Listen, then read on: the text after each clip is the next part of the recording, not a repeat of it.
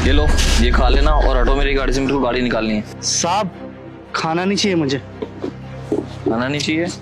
पैसे नहीं मेरे पास खुले। साहब हमें पैसे भी नहीं चाहिए। अरे खाना नहीं चाहिए, पैसे नहीं चाहिए, तो क्या चाहिए फिर तुम्हें? फोन है आपके पास? फोन?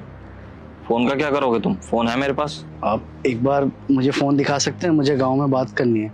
अच्छा, कहीं फोन चुरा के तो नहीं भाग जाओगे तुम? चोर तो नहीं हो?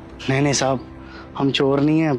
आप चाहे तो हमारा सामान रखवा दीजिए गाड़ी में, फिर आप फोन दिखा दीजिएगा। नहीं नहीं, उसकी कोई जरूरत नहीं है। ये लो, जल्दी बात करना। जी धन्यवाद साहब।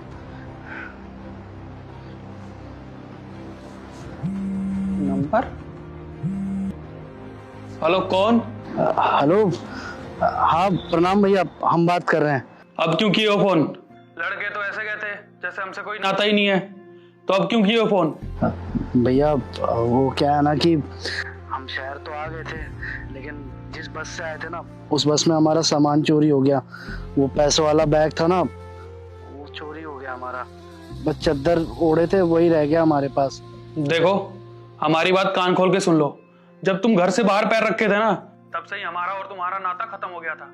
तो अब सोच भी मत लेना वापस घर आने का। नहीं नहीं भैया, घर पे आने की बात नहीं कर रहे हैं। हम बस इतना कह रहे थे कि आप अगर हमें 1-2 हज़ार रुपए भेज देंगे तो सही रहेगा। जैसे ही हमारी यहाँ नौकरी पक्की हो जाएगी ना, वो हम आपको 1-2 हज़ार रुपए लौटा देंगे। एक को फूटी कौड़ी नहीं मिलेगा तुम्हें। और तुम्हारी भाभी को पता चल गया ना कि तुमने मुझे फोन किया था, तो वो मुझे और गरी आएगी। आज के बाद फोन मत करना हमें। हेलो भैया, कट गया। ये लीजिए, धन्यवाद साहब। किसको फोन किया था वैसे तुमने? वो हमारे बड़े भैया है, उनको फोन किया था गांव में। वैसे तुम दिखने से शहर के तो लग नहीं रहे। कहाँ से आए हो तुम और यहाँ पे क्या करने आए हो?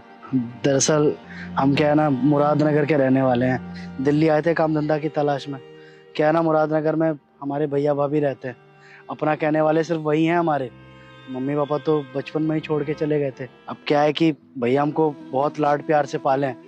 और जब तक भाभी नहीं आई थी तब तक भैया बिल्कुल ठीक थे, हमारा बहुत ध्यान रखते थे।